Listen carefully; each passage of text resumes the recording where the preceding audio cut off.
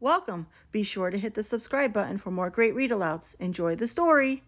The Three Little Tamales by Eric A. Kimmel, illustrated by Valeria DeCampo. Once upon a time in Texas, there lived a couple known to all as Tio Jose and Tia Lupe.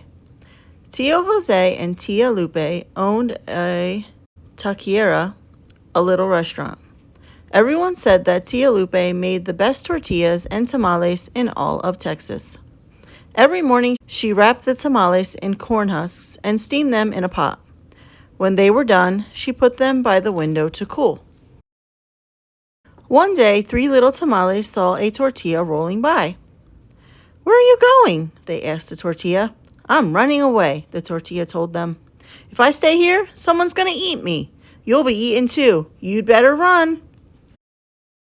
"We don't want to be eaten," the three tamales said. They decided to run away together.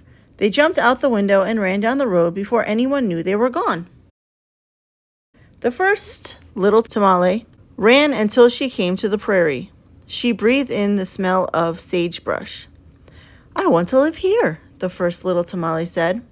She built herself a little house, a casita, out of sagebrush and moved in. She went to sleep that night surrounded by the sweet smell of sage.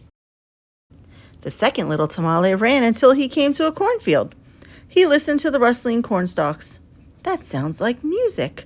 I want to live here," the second little tamale said. He built his casita out of corn stalks and moved in.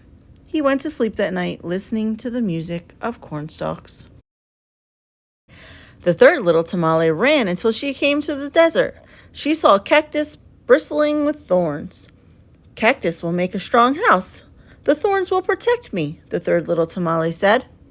She built her casita out of a tough, prickly cactus and moved in. She slept soundly that night, protected by cactus. The three little tamales lived happily for a time.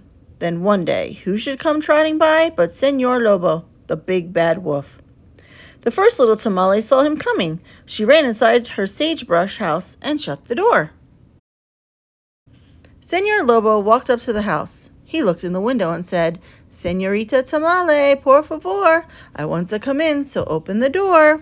The first little tamale replied, "Señor Lobo, muy lindo, I'm sorry to say, I won't let you in, so please go away." Señor Lobo answered, "I'll huff and I'll puff like a Texas tornado and blow your casita from here to Laredo." Then he huffed and puffed until he blew the sagebrush casita to pieces. But the first little tamale got out just in time. She ran to her brother's house, the one made of corn stalks. The second little tamale saw her coming. He opened the door and let her in just as Señor Lobo arrived. Señor Lobo walked up to the cornstalk house. He looked in the window and said, "Señor Tamale, por favor, I want to come in, so open the door." The second little tamale replied, "Señor Lobo, muy guapo, I'm sorry to say, I won't let you in, so please go away." Señor Lobo answered, "I'll huff and I'll puff like a Texas tornado and blow your casita from here to Laredo." Then he huffed and puffed until he blew the cornstalk casita to pieces.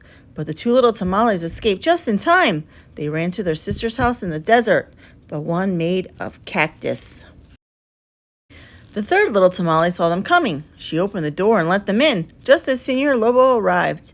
Señor Lobo walked up to the cactus house. He looked in the window. He knocked on the door.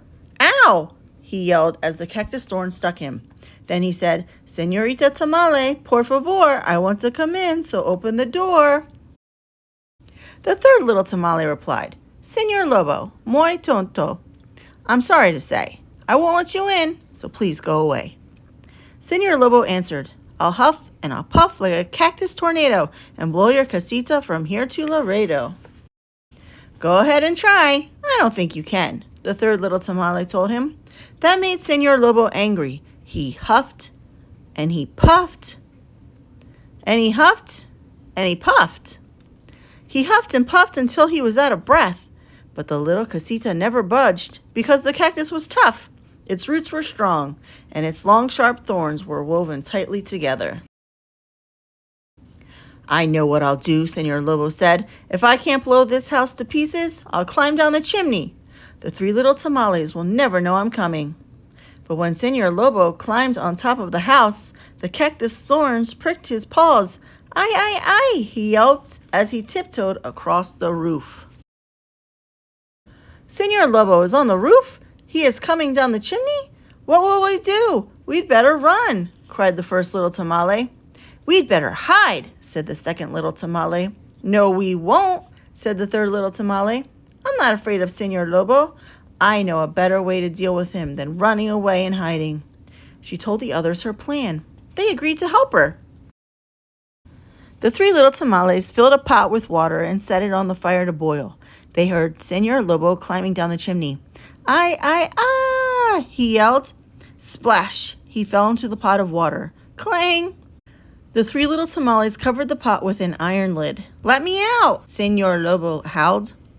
"No, we can't," the three little tamales replied. "We're cooking wolf tamales for dinner." "I don't want to be a tamale," Señor Lobo yelled. He jumped out of the pot, climbed back up the chimney, and ran across the roof.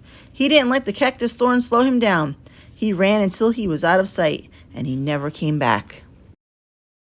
Señor Lobo was gone for good. The three little tamales never had to worry about him again. So they had a fiesta and invited all their friends to celebrate. And who were the friends who came to the fiesta of the three little tamales? Why, the runaway tortillas, of course.